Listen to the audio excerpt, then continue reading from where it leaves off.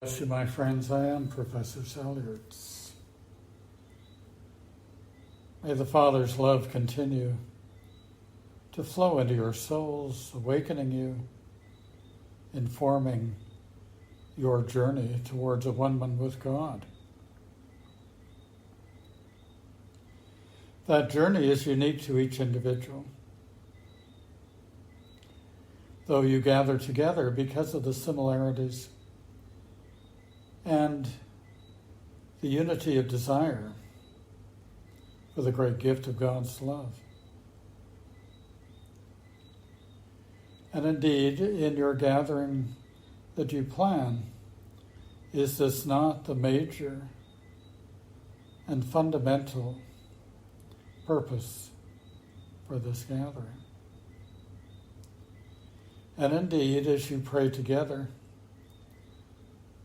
will not this desire, this intense prayer, be offered up to God so that you may receive, each of you, receive a great blessing of His love?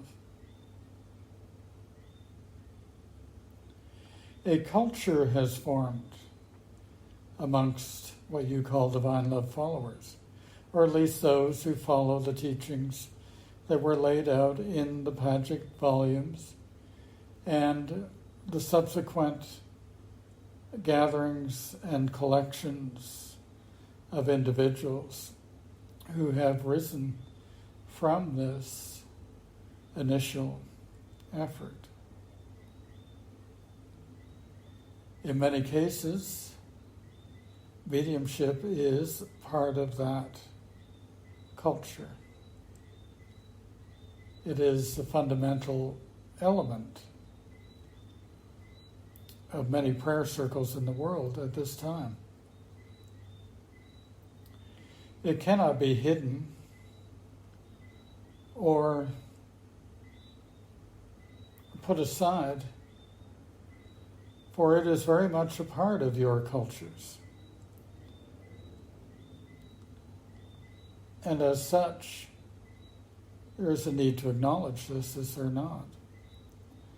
Now, if all of you upon the earth plane gather together and decide to banish mediumship within your circles, then that is a decision that must be respected amongst those of you on earth and those of us in the spirit world. Those of us in the celestial kingdom will honor your wishes, whatever that may be. For we do not circumvent free will. We merely work with what is available to us, the opportunities that are presented, the desires that are expressed, and what evolves as you, as a collective group, who are dedicated to the divine path and to receiving the great gift of God's love, decide and create together.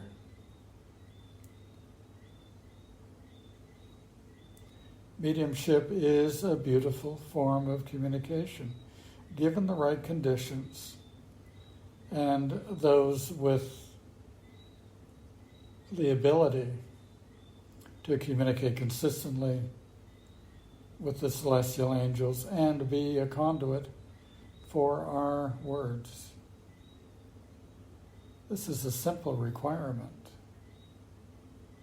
but indeed the word consistent is a very important word in this regard. For many can channel angels at certain times and circumstances, but can they do so consistently? Are they able to put aside their own biases and earthly conditions and also acknowledge the light within their soul that has come with the great gift of God's love. If they can truly do this, then indeed a new channel for our words and encouragement has been born into the world. And this gives us joy. And indeed, on the other end of the spectrum, there are those who can only pray and feel satisfied in a circle of light when a message has been given. And if this becomes a major component within your circles of light, and that those who are participants in that circle only come to listen to the words of the angels and yet do not act upon them, this is certainly not what is intended. Rather, it is absolutely vital that those who are in attendance to circles of light must come to the realization that they are there primarily to open their souls to receive the great gift of God's love. It can certainly be the case that a time of prayer in a circle of light could be filled with many messages from beginning to end, given the right medium to do so. But we do not do this, at least not very often. Rather, we desire to give an inspiring message, something to set the tone, as indeed the prayer sets the tone for that circle. And then it is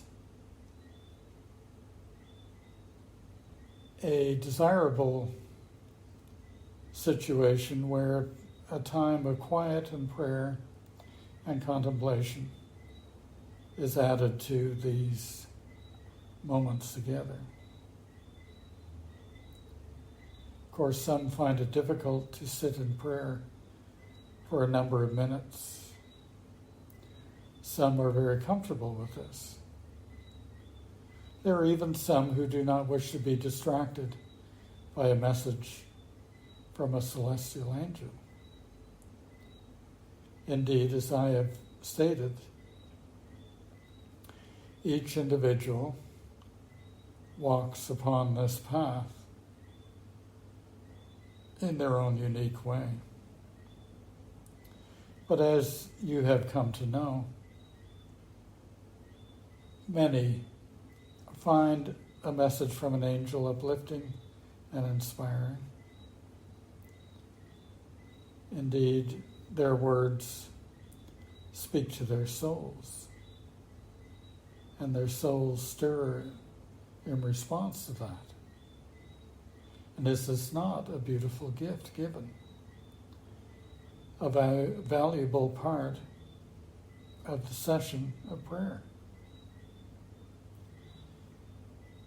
I would say that the vast majority of individuals who are interested in joining you in prayer for this magnificent gathering that you are planning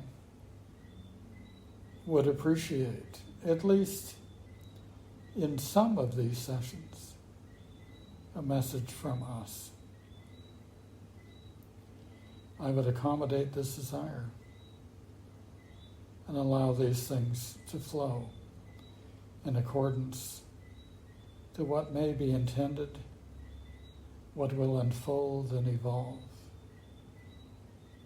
with these important gatherings.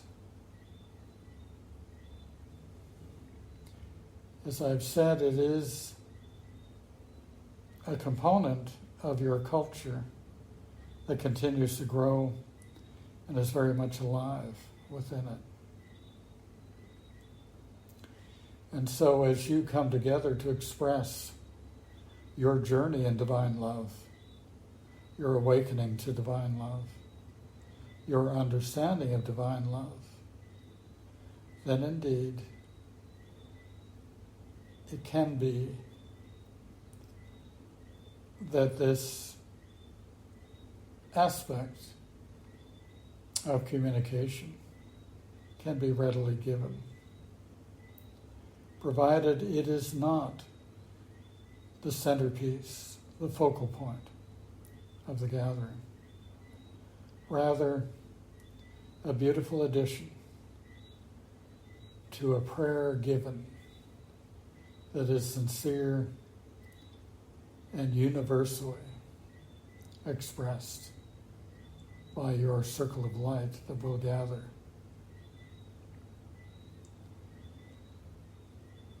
And so it is a somewhat delicate issue. And so some of you find it difficult to find the balance, to create the conditions, the ultimate and utmost conditions of light for this circle. Know that we are with you, my friends. We shall be with each individual who comes. The light of God shall indeed shine forth, and for many revelations will come to them. And indeed, we will not interfere with such a purpose and plan. Our goal is to augment, to reinforce, to uplift, and to bring a harmony into the circle. And thus we will be there working diligently in order to bring that harmony and light, the truth of God's love shining forth. And each of you will indeed help to bring that to fruition. So I would not worry, my friends. I would not get stuck on certain issues that are already resolved,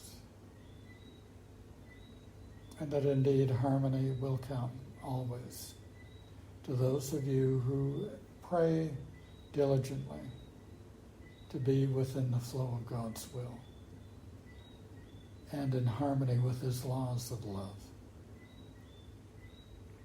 These things shall come to each of you as you continue to progress. Your questions will be answered. Insights will come as your soul continues to be awakened.